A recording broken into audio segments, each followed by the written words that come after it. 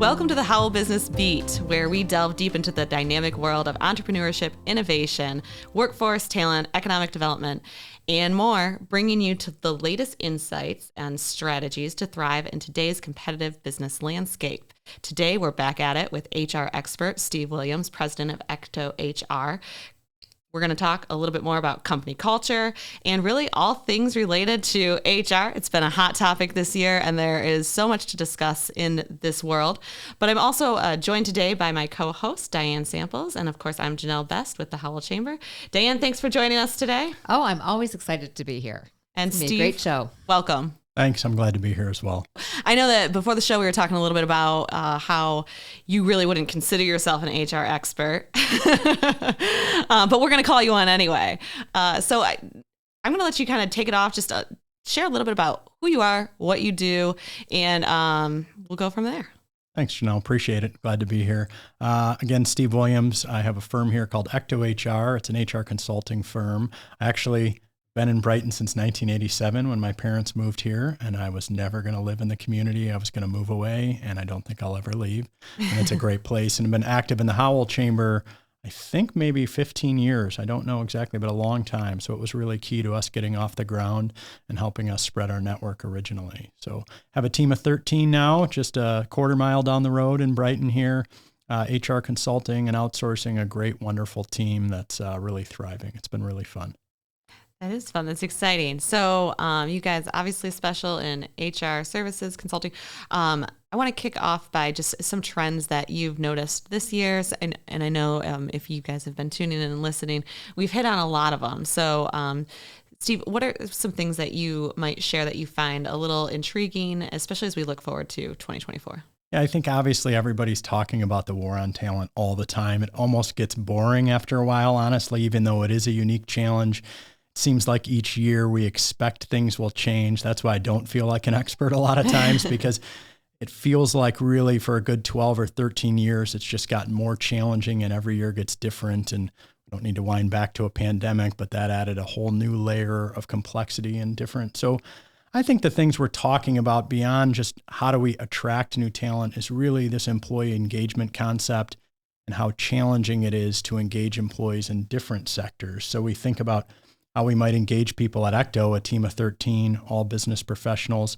It is very different than we think about members of yours who might be manufacturers or construction companies and frontline workers, active workers, people who are doing a physical job every day.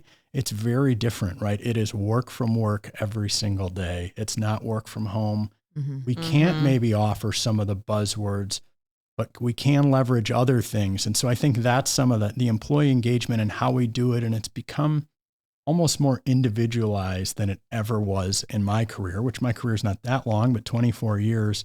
It feels like it's really shifted specifically, even more so over the last 3 years, that we have to meet groups of employees and individual employees in a very specific way, in a very individualized way to be successful at retention. While we have to craft big picture strategy, we have to be much more thoughtful about it. It's a unique challenge. It's fun, but it is kind of head explode at certain times for sure. Right. And it is interesting because I think you're 100% right. What are some specific examples that you might be able to share that you've seen companies do to really leverage that unique engagement or kind of meet their employees where they're at? Because it is going to look different for everyone. But I just think even sometimes some key takeaways from discussions here, if there's one nugget of something that somebody could take away from our conversation today that really could help them improve on what they're doing. Yeah, and I think most of it people know, but it's like finding one or two differentiators that maybe are expensive, but of course we have to meet people at the pay level, right? Pay has gone up almost 5% 2 years in a row, 3 years in a row. We have to be meeting that. But how are we differentiating? We're seeing things like parental leave. Well, what is that going to speak to? It may not speak to everybody in their career point, but it might, for example, and should speak to working mothers or people who are planning a family. And I think about Ecto in our environment.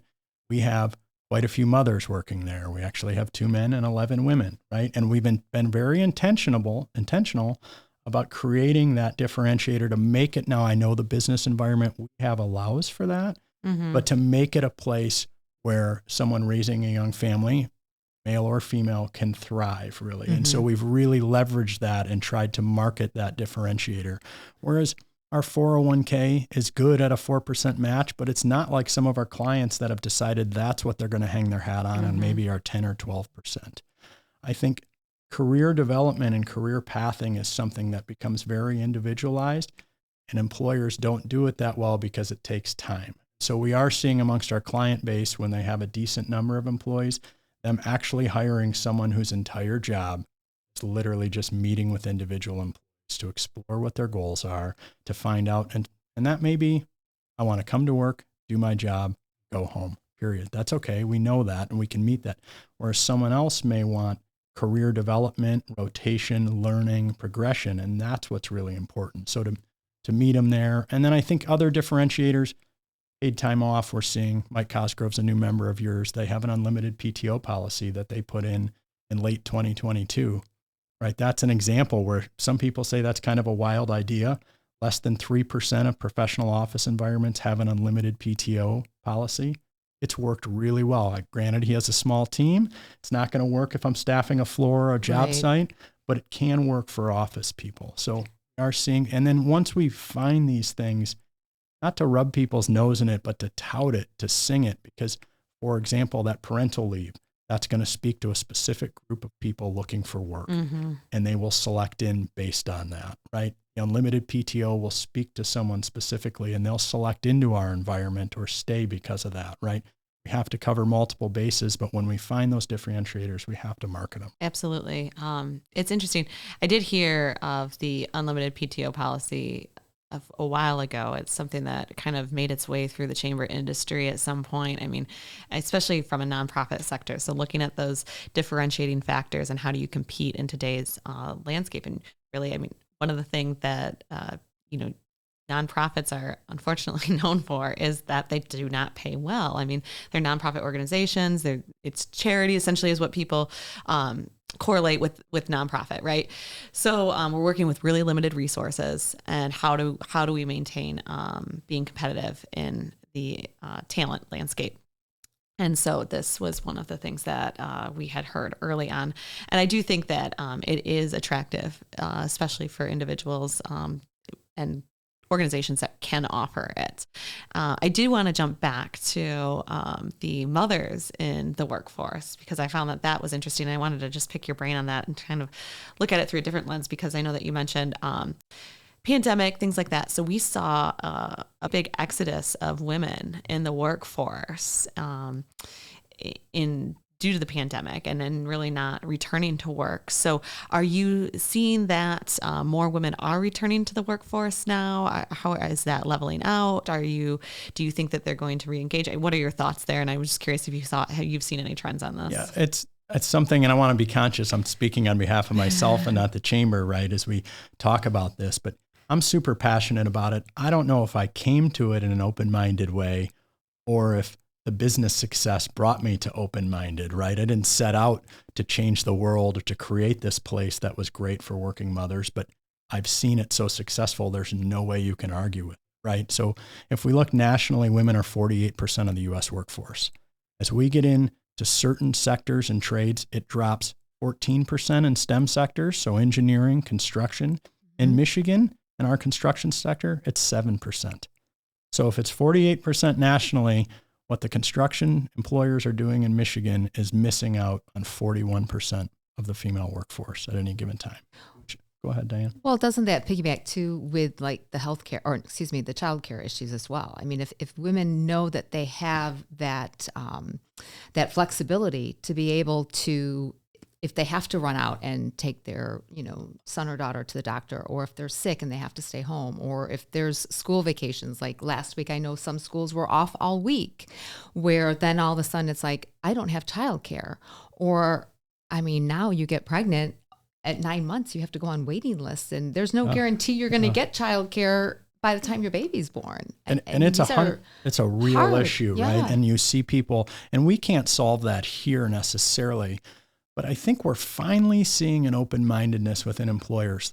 Here's an example. So construction employment, 7%. As we get into the actual trades, similar, little less than manufacturing employers, the number of women on the floor, right, or in the field drops way down. It's not because there's not a physical capability.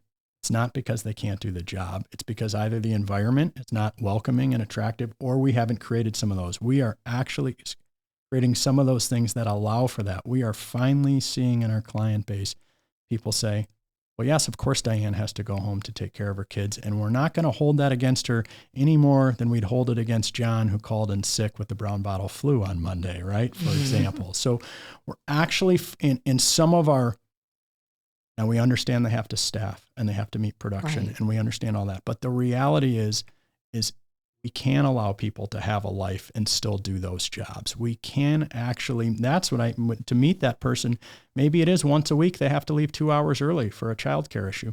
That's okay. It's not any worse than teaching someone who's not as productive, someone who comes in late because of a flat tire, or anybody else. And so employers are finally coming around to they have to be able to meet people there and somehow make it work. We're not saying flip everything on its head, but having a little more flexibility where it doesn't actually hurt us that much goes a long way.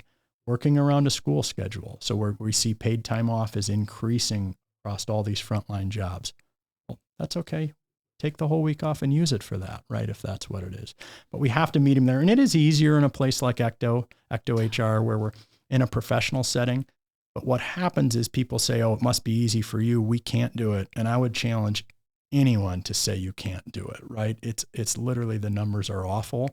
And the employers I see that are thriving have said, we are going to make this happen. We will figure it out. From the top down, we will figure out how to attract and retain more women into our workforce, because it will make us better employers, right? And we have to be conscious of that.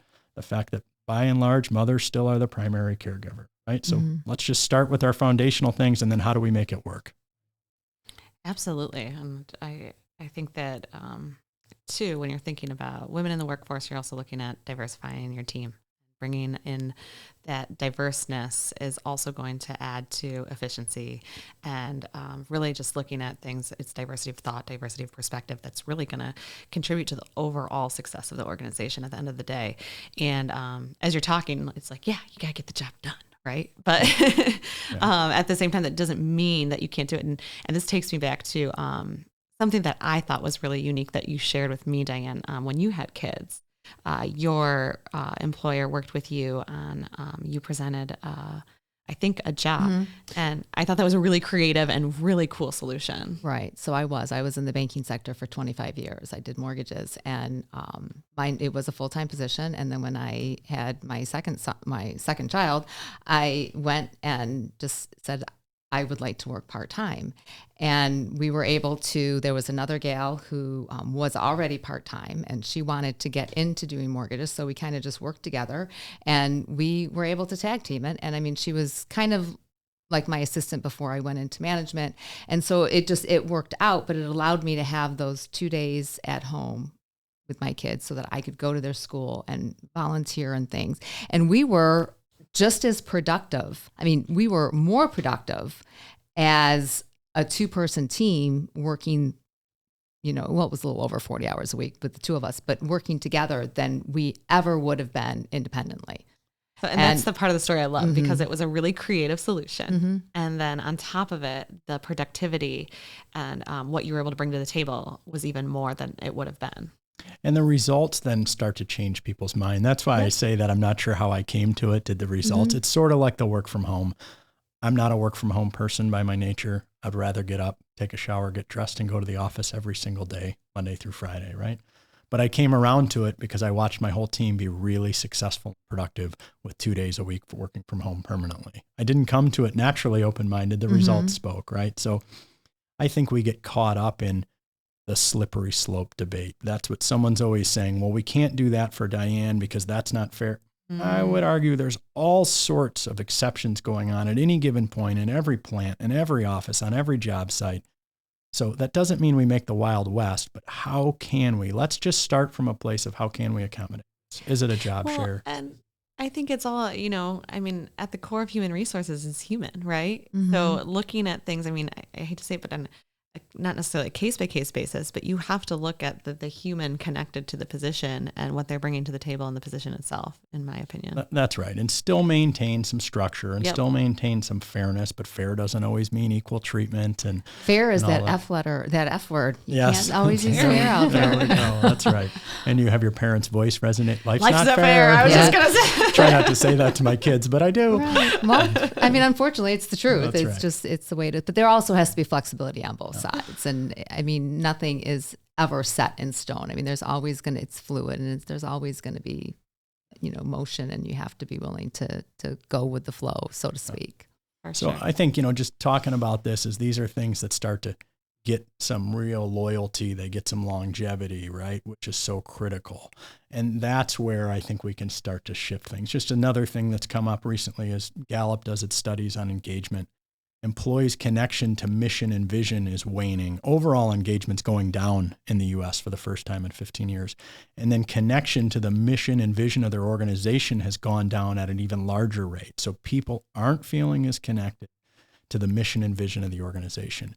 And people can say, well, it's because they don't care. No, I actually think it's because we don't communicate it. We don't reinforce it. We don't take the time to share the why we exist, why your job exists, and why it's important over and over and over. In a world when we get inundated with stuff, can we go back to the primary purpose over and over? Employers, it sounds kind of simple, but employers do a terrible job of it, right? They want either one pretty picture, and the reality is, nope, it takes this sort of communication over and over, in addition to rounding it out with communication electronically, videos, etc. Do you think any of that could be attributed to some of the work from home culture? Well, so the lowest connection to mission and vision and the lowest engagement levels in the U.S. are in the fully remote workforce. That's not Steve's numbers, that's Gallup's numbers. They just came out. So that's where we see the biggest disconnect. And so I do think that this is one thing that I have heard consistently since pandemic from employers is, how do we maintain a good company culture with a remote workforce or a hybrid workforce? And I do think that many of them have been able to address that since, and have worked through it. I mean, it can be that trial and error situation that we've talked about. However, it doesn't mean that it's going away or it's going to totally resolve the problem, right? And I think that issue is the same. It's harder, clearly, in a fully remote. Actually, hybrid workers are the highest engaged workforce in the U.S., which is interesting, right? I like these stats. So they're not mine. I think you just read is interesting. I read an article this morning from Harvard Business Review. It was from 1973, so it's 50 years old. And everything in it was the exact same things we're reading about and studies are today. It was all about the connection to the organization. There were some differentiators in the way people perceived their employer, right? And the way they valued longevity and were willing to stick and stay longer than people are now. But what they valued and wanted, I deal with this all the time, most often with very successful, dominant men who have been successful in their careers, entrepreneurs. Nobody gave me that. I never had that. I didn't get that. And look at me. And I say, even though you say that, you survived and excelled in spite of the fact you didn't have those things. It doesn't matter by demographic. Everybody wants to be communicated to by their employer. Baby boomer, Zs, X, millennial, they all want feedback, meaningful feedback. It doesn't matter. So we have to get away from this, young people want, nope, everybody actually wanted that. It just was never available to them. But imagine, right? Like, my question would have been, so what if you did have those things? Like, could you have been double more, like more successful, 50 times more successful than you are today? Yeah. So that would be my question. And we learn things the hard way. We all have, right? But we don't have to learn everything the hard way, right? We don't have to guess whether our boss cares or our company cares or what the mission is. They can share it over, but it takes time and effort, right? Well, there's I think, going back to that mindset too, I think some have that mindset that if it's not hard, if you don't work for it, if you really don't have to struggle, then somehow the achievement isn't the same. Yeah. Like, you know what? The value isn't there, even though, because like you said, Jenna, why make it more difficult? If there's an easier way to do something, why wouldn't we take the easier way? And the struggle's coming no matter what. Exactly. Right? There's always going to be a struggle. As we go farther, it's coming. Exactly. As we try to go higher, there's struggle. Exactly. So. But it's kind of like, if you don't work for it or just really have to dig in the trenches, it's like somehow that badge of honor isn't there. So it's interesting, and you talk about all that. Like another trend we see is a bigger focus on hiring HR people and focusing on HR. And some could argue, oh, you're in HR outsourcing, Steve. Is that bad for you? No, that's all good, right? It's all good in the long run.